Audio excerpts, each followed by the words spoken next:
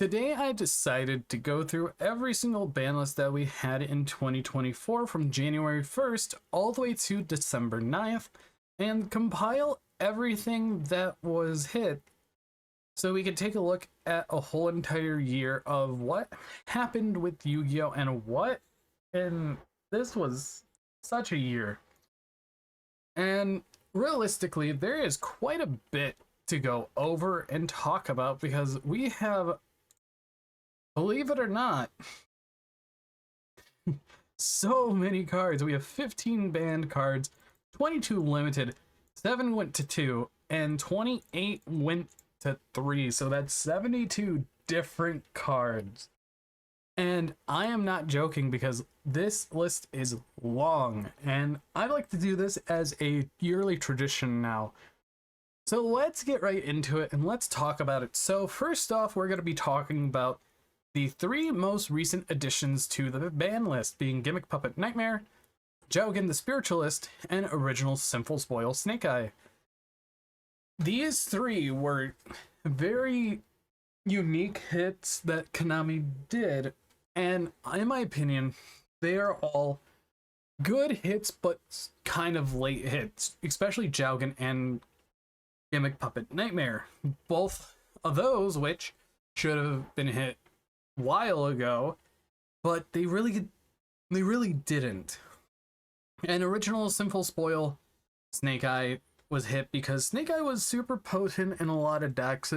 This card bridged everything together, but with it going, it definitely hindered Snake Eye quite a bit, and you're not going to be seeing it much anymore. After that, let's get into the others. We have Agido and Kelbeck, both millers of the Shizu strategy. Cannot believe that these have been on the Forbidden section for almost a year now, because these were banned for the January 2024 ban list. And it has been a wild ride, remembering that Tearlament format happened 2 years ago. Ishizu Tearlament was 2 years ago, which is crazy to think about. And these going down to 1 back in February of 2023 was crazy. And if you would have told me last year that these would be, or a couple years ago that these would be banned, I'd believe you. Same with Mathmech Circular. Cyber's pile decks were very unique, and Konami prevented a few decks from actually doing stuff with this going to 0. Now, in the OCG, they have it at 1 still, but Circular at 0 feels the intent of the whole entire TCG player base, well, not the whole entire, but some of it just doesn't like what Mathmech does, being a 1 card go into my end board, which is super factorial, and I think Sigma or Primal Bertian or one of the Xseeds, I am not too sure, but seeing this card being banned is still very weird, because you'd think that they would bring it back to 1 to put with the whole entire Malice archetype, but realistically, it's still banned, and it could come back to 1, but with the deck that has many ways to get to it, about, I think it was like 12 to 13, very, very, very cringe. Next up is Fiendsmith's Lacrima. Everyone knows this card, burn 1200 if you just breathe. This is a very toxic card, and I'm glad that it is gone because of what it promoted. It literally said, I will burn you in time and win, 100% of the time. And plus, this was an Ultimate Slayer target, which not many used it as an Ultimate Slayer target, but it was there for niche scenarios. After that, let's talk about Hot Red Dragon King Calamity. Personally, this was hit because Centurion. Personally, I really didn't go up against much Centurion. But now, since they got all their support out of the way, it's definitely justified. 100%. Same with something like Beatrice the Eternal Lady, a card that was a ticking time bomb and finally got hit and banned, which is crazy to think because this thing came out back in 2015. So seeing this finally banned after so long because of a deck that released in the same year used it so much that it got banned because it used to bridge multiple different engines together, i.e. Snake Eye. So realistically, that was a big hit for Snake Eye. And overall, Beatrice is one of those cards that definitely needed to go. Isolde, Two Tails of the Noble Knight. I'm going to keep those 3 next. Or those 5 next, I should say. This card was banned on multitudes of reasons. Rescue Ace was using it for combo lines. Jeff Leonard had the Exodia FTK, which I think is the main prospect of why it got banned. And a few other decks like Infernal Knight were playing around seeing play. But in my opinion, this card I really don't miss. It was always done back in 2018, 2017. No, yeah, 2018. And I'm surprised it lasted 6 years of being legal. And honestly, seeing this finally banned definitely makes me think that we won't have many replacements like it in the future if Konami learned from their mistake. After that, let's talk about the 3 big end board boss monsters: Baronne de Fleur, Savage Dragon, and Apollousa Bow the Goddess. We diverted into a meta where Apollousa was one of the best Link monsters to summon before your 5th summon. Baronne de Fleur, the best Synchro monster to summon before your 5th summon. 4-load Savage Dragon, your first thing that you go into for your 4th or 5th summon, so you can stop a Nibiru just to use Formless Synchron to Synchro on your opponent's turn to go into Baronne de Fleur. I remember what you did, Snake Eye. I will not forgive you on that. But realistically, seeing these 3 boss monsters go away makes it where the game is more fluid, where every deck has their own identity instead of let's build board into 3 boss monster. That is literally what happened in 2024. Let's build board 3 boss monster, or let's build Apollousa into a Linkuriboh. Linkuriboh is another topic in my opinion, because this is a card that literally says, oh, I could protect my Apollousa from 1 attack. Maybe 2 if I have another level 1 on the field. On another turn. So it was just a constant coming back, and I think that a ban was definitely warranted, but if they keep the Snake Eye cards where they are, maybe one day in the future this card can come back. And also, Obligatory Floodgate is obligatory. Summon Limit was a toxic card because you can only summon twice per turn. It is the strongest of all the floodgates that they hit this whole entire goddamn year, and I definitely feel that it was definitely warranted on that behalf. And speaking about the other floodgates, let me just move them all to the front because I just want to get them out of the way and say Anti-Spell, Gozen, Rivalry, Skill Drain, and there could be only one. All of them had different applications for what they did. All of them were ran in different decks. You had Anti-Spell Fragrance being ran in literally everything because it was such a good card. Gozen Match was used in certain decks that used 1 attribute, which I believe you could do in Snake Eye. Same for Rivalry of the Warlord, which is just Pyro, or 1 type, and this is literally Pearly and many other 1 type decks, which is very crazy. Skill Drain is just a mass eye negate button, and you could just Snake Eye effect send it to grave, and there could be only one is 1 of each type, which honestly was a really neat floodgate. But a lot of these together definitely made a whole entire thing of there's too much, we need to limit on how much there is. So there's that. But on another note, we have another floodgate here being Protos. This got banned, but it came back to 1. All because, was it the Ritual Beast support? I think it was Ritual Beast. Was it Ritual Beast? This was reprinted in a side set. I'm trying to remember what side set. Was it in Valent Smashers for Memento? I think so. I'm not too sure. I don't remember. But this thing was banned because Sword Soul was using it. And nowadays, no one really runs it, which is absolutely fine. I feel like that this could peel back off to 3, and no one's really going to run it outside of Ritual Beast. Sure, you can run it in attack with Bonfire and Flag, but, like, Bonfire is probably going to get hit as well. After that, we have Unchanged Soul of Shavara, which I was kind of shocked that this got hit in 2024, which kind of makes me think we really hit a lot of things, and a lot of things really didn't matter because this was a one of anyways. So could this card come off the list, especially with Spirit Gate at 3? And I also forgot one specific fusion monster on here that goes with this. I completely forgot about Phantom of Yubel. I cannot believe that. And that is kind of silly. And yeah, that's one thing that I could tie Shavara with. Unchained was definitely one of those cards that, or one of those decks that was really interestingly put together because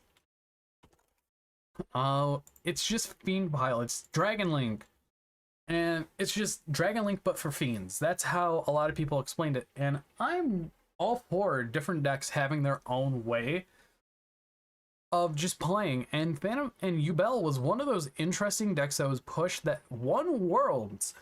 And I'm proud of it because if you would have told me back when Phantom Darkness came out that this deck will win Worlds, I would have been shocked and just completely just, are you sure about that? That's the main piece right there.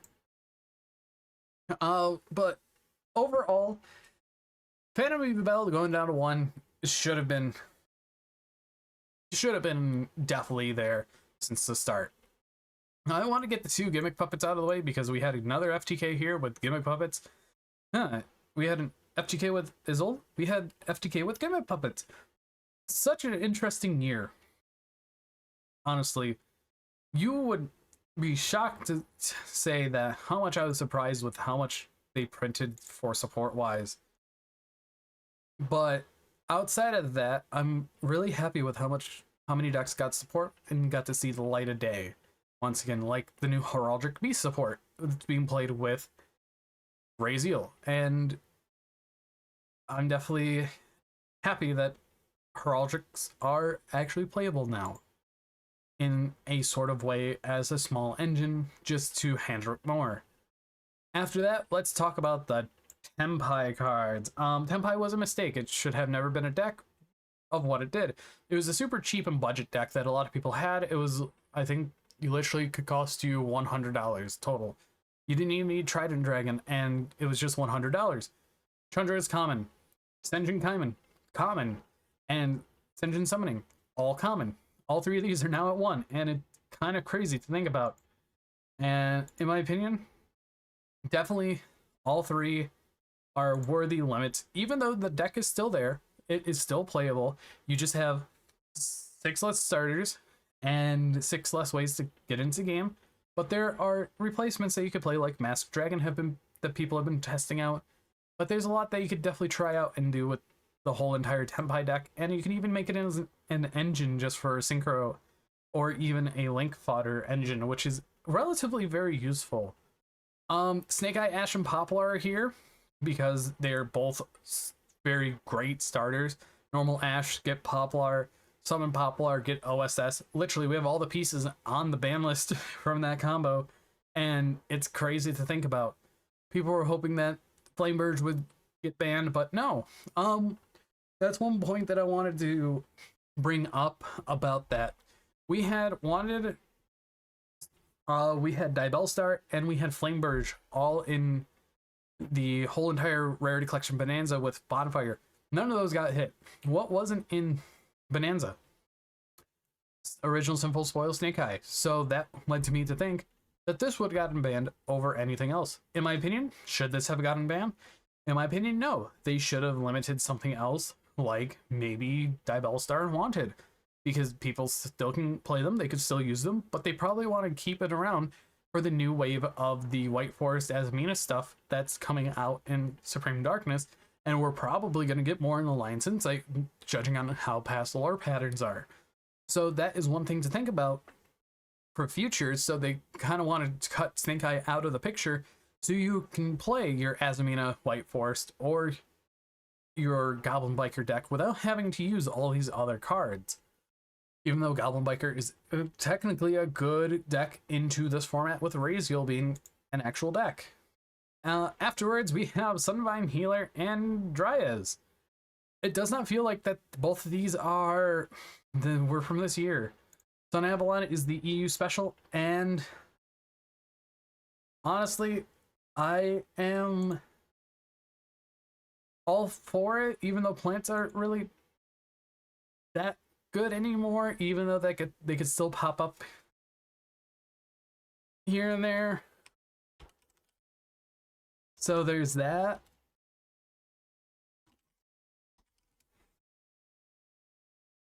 After that, we have Branded Fusion. Sure. Sure, Branded Fusion limit, even though Branded wasn't doing that much, but it's fine. Pot of Prosperity. This card took so long to take off. I remember it came out in 2022, and people were like, it's alright. It's alright. It'll see play. And then later that year, it saw play. And it's one of the best cards that was ever made because you can immediately activate it if you need a starter, or at the end of your combo, you could just activate it to grab a Floodgate of your choice. That's literally what happened, and it can stay at 1 for all I care. I'm never going to use it, and I'm probably going to stay away from it. After that, That Grass Looks Greener went back to 1. Pile decks are pile decks. I really haven't seen any pile decks, but I'd love to have it for Skull Servant when we get the Lines of Sight support. So there's that. Zodiac Barrage came back to 1. Where's Dryden? Snatch Deal came back to 1. This can go to 3.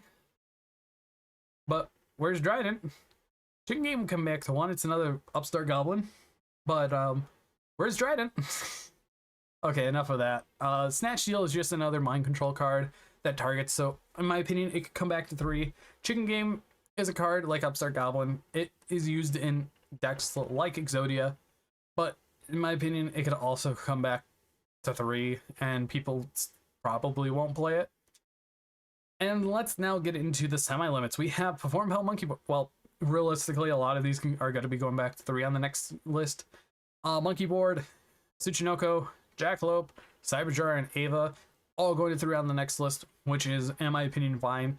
These have not been doing anything realistically. Dangers are cute coming back because you could run Danger Dark World or Danger Sponge Dragon if you really want.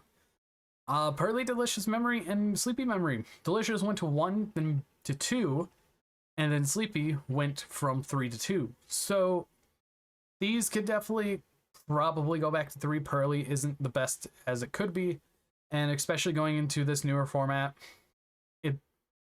Pearly is going to be one of those random rogue decks that just pop up here and there. But overall, for the bans, limits, and semi-limits, all of them are fine. All of them are great. Kind of wish they would have done a few more bans maybe, or a few more limits, but that's one thing we'll have to keep an eye out on for the later date. And now for all the cards at going to 3 for this whole entire year.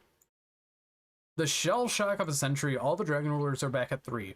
If you would have told me about that 4 or 5 years ago, I'd have been cool, because I've been an advocate of all the Dragon Rulers going back to 3 since 2017, because I've noticed that their power isn't as good as what it was, and I'm here for it. I'm happy that they're all at 3. I have QCR playset of every Dragon Ruler. I'm waiting for that new support now, so I could be happy and play Dragon Ruler once again, because back in 2013, I never got to play with them fully and of what they used to do. And that was because I was a child. I didn't have money to get these cards, and it was a shame because I just had the Dragon Rollers as utility options. Playing it in things like Battling Boxer, playing it in something like, I don't know, a Frog deck, playing Dragoonity, or even playing a Rock deck or Earth deck that definitely use Redox. But Blaster was the main one that I really enjoyed because I played Hazy Flame as well.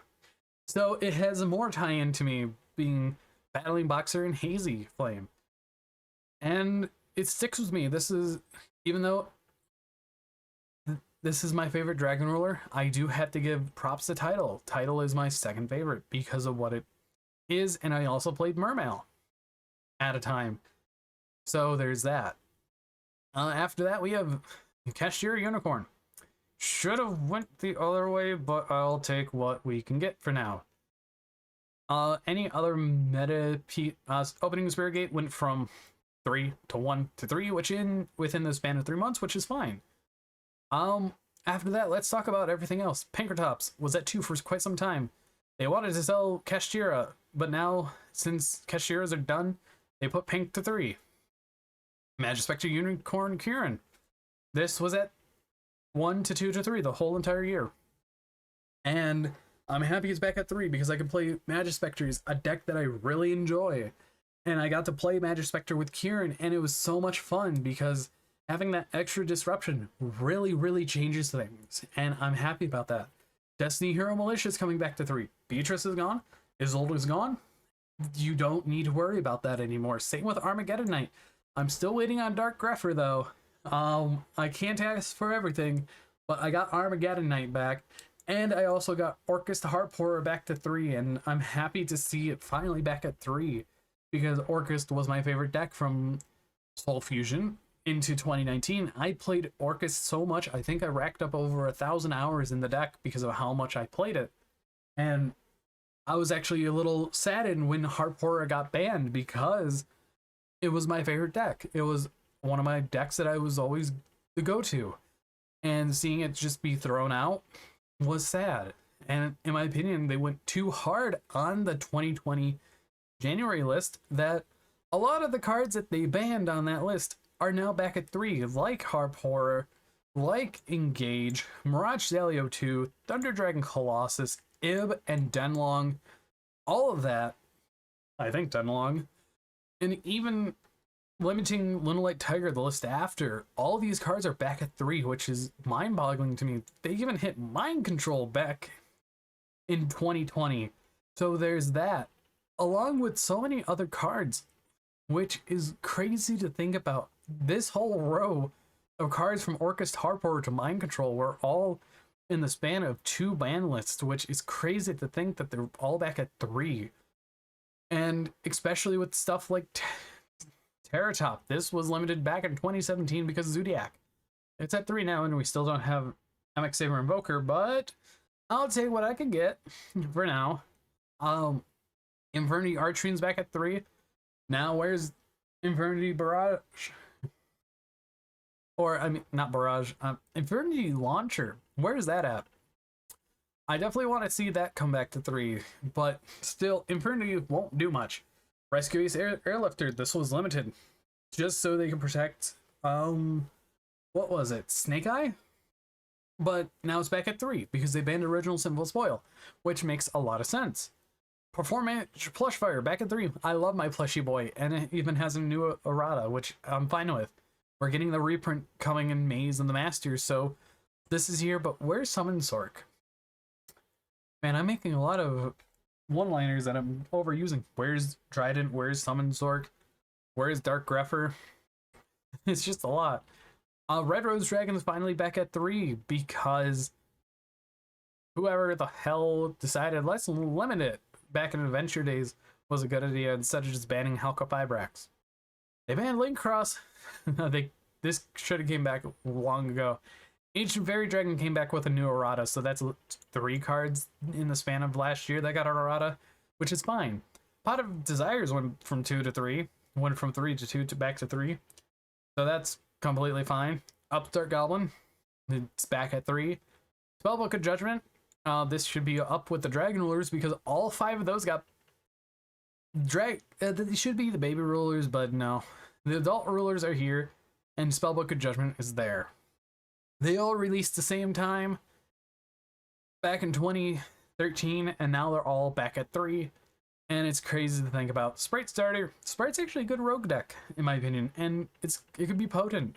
And you don't need to spend $600 on hand traps like Fulos and Purulia. So there's that. And finally, to end it off, Time Seal. People were scared of it, but now it's at 3 and no one talks about it because there's better trap cards you can run, like Simultaneous Equation Cannon and Linear Equation Cannon. So there's that. But with everything on this whole entire year for the ban list, in my opinion, there was a lot of up and downs. And overall, I'm glad to say that this year was a year that topped all years. I had a lot of fun in a lot of parts. I was bored at a lot of parts. But realistically, overall, with how many changes this game had this year, with new sets coming out, with the different ban lists, even with the entire game changing and molding multiple different times every single week, it was refreshing. I had the most fun the other night because I went to locals on Friday last week, and it was my first game back after the new ban list and my first tournament, and I had a lot of fun because it was different. The decks were interactive, and I am going to enjoy this format. It's different, it's going to be new, and I cannot wait to see what the future holds for Yu-Gi-Oh! And I've been going on for a little too long. I hope you guys did like this whole entire ban list in review, and I hope I could do this more often for each year coming forward, because I love talking about speculation with the ban list, what could change, what can go where, and I just love talking about theoreticals because that's what me and a few other friends do in a voice chat. And honestly, with this year coming to a close soon, we are 15 days away to the new year. I cannot wait to see what Konami has up their sleeve, because there's going to be a lot of surprises, I could say that, in the future. And I cannot wait to see where the game goes, because right now I feel like it's going to be a good hand outside of Ouroboros looping cards post Supreme Darkness, so keep an eye out on that. But anyways, thank you guys for watching if you lasted this long, and I do want to make a little shout out here to the channel membership, because I've had that for quite some time, and I'd like to start getting that rolling and having people go to the channel membership and subscribe, because I want to do exclusive content for them that I release later for everyone else, even though that I post everything raw as much as I can, and I don't really do editing that much. But anyways, that would actually also push to have an editor, because I'd like to get an editor going into the new year so I can do more videos and more actually cooler ideas that don't put more stress on me, because working about 30-40 hours a week at a normal job is definitely a lot of stress on top of YouTube. But anyways, I've been Bolt Spider. Thank you all for watching, and I'll see you all in the next video.